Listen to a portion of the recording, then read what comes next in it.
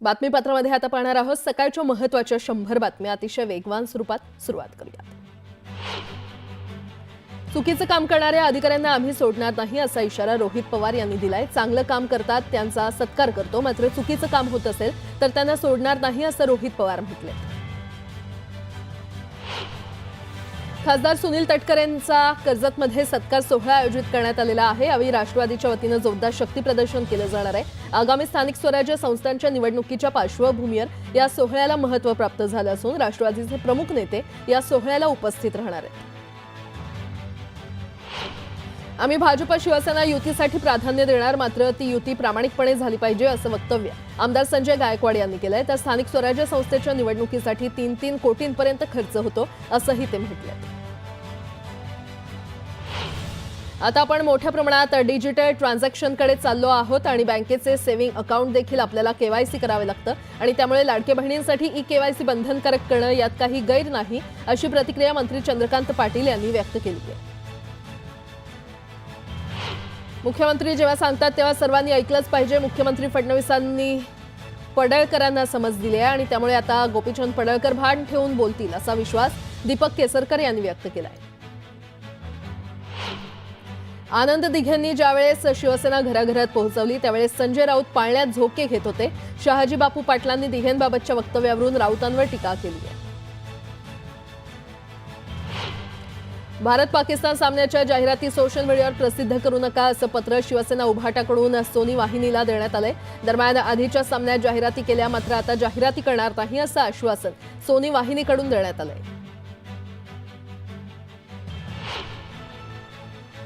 Mumbai Ahmedabad bullet train प्रकल्पाचा आज महत्त्वाचा टप्पा खरं तर कालच पार पडला आणि या बुलेट ट्रेनसाठीच्या शिळफाटा ते घणसोली मार्गावरील 4.88 किलोमीटर लांबीच्या बोगद्याचा शेवटचा भाग ब्रेक थ्रू करण्यात आलाय। कंट्रोल ब्लास्टिंगद्वारे शेवटचा भाग तोडत बोगद्याचा हा टप्पा पूर्ण करण्यात आला। नॅशनल हायस्पीड रेल कॉर्पोरेशन लिमिटेडनं याबाबत माहिती दिली। राज्यात कुणीही उठतं आणि दादागिरी करतं, हे राज्य कायद्याचं राज्य राहिलं नाही अशा शब्दात काँग्रेस नेते विजय वडेट्टीवार यांनी पत्रकारांवरील हल्ल्याचा निषेध नोंदवला। सरकारनं दोषींवर कडक कारवाई करावी अशी मागणी देखील त्यांनी केली। पत्रकारांचं काम करतात, कुणीही कायदा हातात घेता कामा नये, मात्र मी पोलीस अधिकाऱ्यांशी बोलतो, पत्रकारांवर हल्ला करणाऱ्या दोषींवर योग्य ती कारवाई होईल असं स्पष्टीकरण उपमुख्यमंत्री अजित पवार यांनी दिलंय। पत्रकारांवर झालेल्या हल्ल्याविरोधात राज्य मराठी पत्रकार संघ आक्रमक झालाय। गावगुंड्यांवर कठोर कारवाई करा, अन्यथा राज्यभर आंदोलन करण्याचा इशारा मराठी पत्रकार संघानं दिलाय। आमदार हेमंत रासने यांच्या कार्यालयावर लोकमान्य नगरमधील रहिवाशांनी धडक मोर्चा काढला। रहिवाशांनी म्हाडाच्या घरांच्या विकासासाठी पुढाकार घेतलाय, मात्र आमदार हेमंत रासने यांनी विकास कामांना स्थगिती दिली आणि त्यामुळे लोकमान्य नगर बचाव कृती समितीनं स्थगिती हटवण्याची मागणी केली आहे। आता एक मोठी बातमी, सलग दुसऱ्या दिवशी अजित पवार हे पिंपरी चिंचवड दौऱ्यावर आहेत। अजित पवार यांनी जनसंवाद कार्यक्रम काल घेतला होता आणि अजित पवार विविध कामांचा आढावा देखील आज घेणार आहेत। आगामी महापालिका निवडणुकीच्या पार्श्वभूमीवर पिंपरी चिंचवड शहरात अजित पवार यांच्या दौऱ्यांमध्ये वाढ झालेली आहे।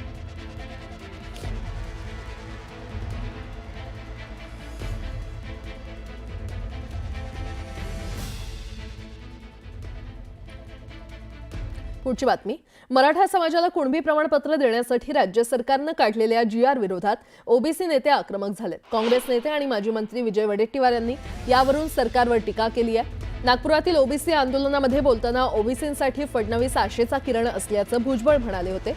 यावरून देखील वडेट्टीवारांनी भुजबळांना टोला लगावलाय। तो किरण केव्हा प्रकाशित होईल? मुख्यमंत्री काढलेला GR रद्द का करत नाहीत असं वडेट्टीवार म्हटलंय।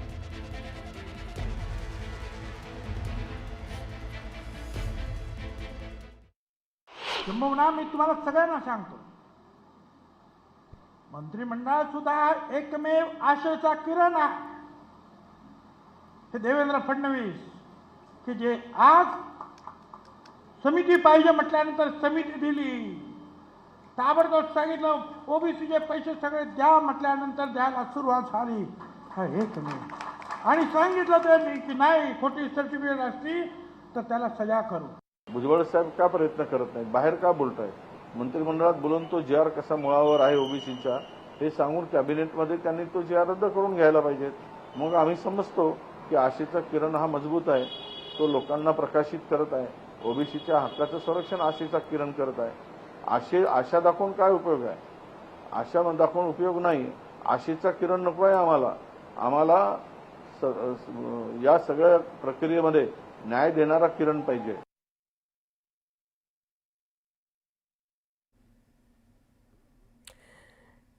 ही थेट दृश्य आपण पाहतोय. भाजपकडून नमो युवा रनचं आयोजन करण्यात आलेलं आहे आणि सध्या मुख्यमंत्री देवेंद्र फडणवीस हे इथे दाखल झालेले आहेत. त्यांच्यासह ज्येष्ठ अभिनेते अशोक सराफ, मिलिंद सोमण हे देखील उपस्थित आहेत.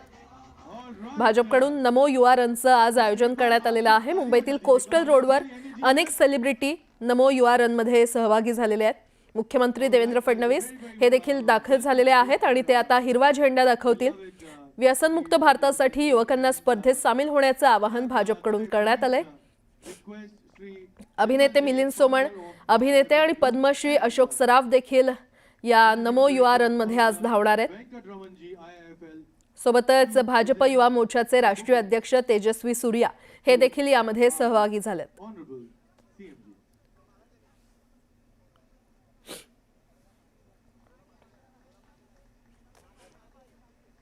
पंतप्रधान नरेंद्र मोदी यांच्या वाढदिवसानिमित्त सशक्त युवा आणि राष्ट्र निर्मितीचा संदेश देण्यासाठी या नमो रनचं आयोजन करण्यात आलेलं आहे.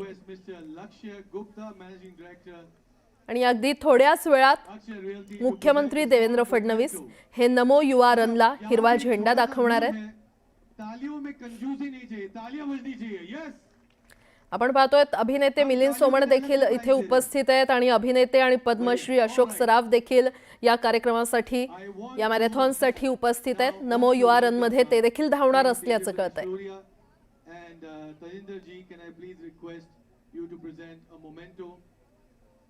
तजिंदर सिंह जी के लिए तालियां बजा दीजिए. Come on, the president of BJYM Mumbai. And a big thank you to Shri Tejasvi Surya ji. Small memento.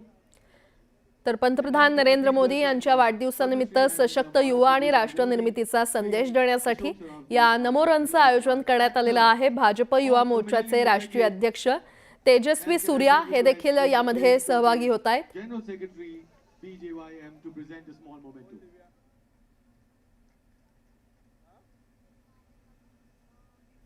All right, now it's time to welcome the one and only Milind Soman. आगामी स्थानिक स्वराज्य संस्थांच्या पार्श्वभूमीवर युतीबाबत शिवसेनेचे आमदार संजय गायकवाड यांनी मोठं वक्तव्य केलंय. आम्ही भाजप शिवसेना युतीसाठी प्राधान्य देणार, मात्र ती युती प्रामाणिकपणे झाली पाहिजे असं गायकवाड यांनी म्हटलंय. स्थानिक स्वराज्य संस्थेच्या निवडणुकीसाठी 3-3 कोटींपर्यंत खर्च होतो. काही ठिकाणी तर एका व्यक्तीकडून 100 बोकड दिले जातात.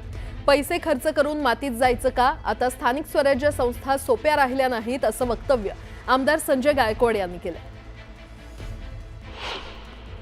आम्ही शिवसेना भारतीय जनता पक्षाच्या महायुतीला प्राधान्य देणार.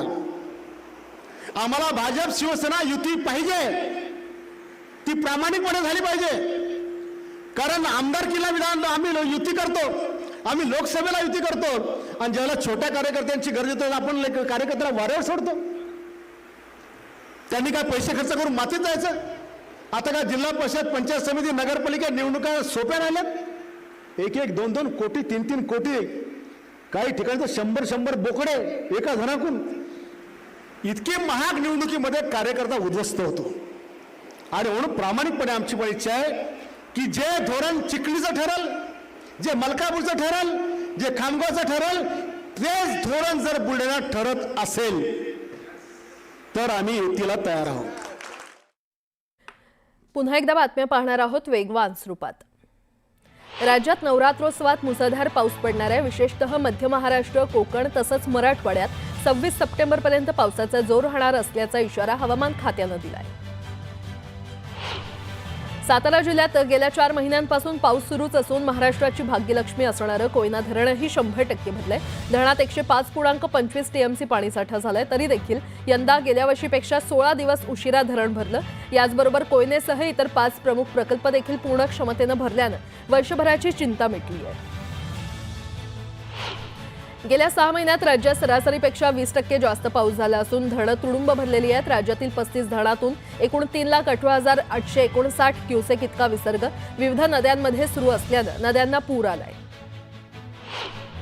खरीप हंगामात घेतल्या जाणाऱ्या हळदीला सध्या जिल्ह्यातील कृषी उत्पन्न बाजार समित्यांमध्ये प्रति क्विंटल 9,800 ते 11,350 रुपये इतका उच्चांकी दर मिळतोय. ज्यांनी दरवाढीची अपेक्षा ठेवून प्रतीक्षा केली त्या हळद उत्पादकांना दिलासा मिळतोय. दरवाढ झाल्यानं दररोज हजारो क्विंटल हळदीची आवक होते.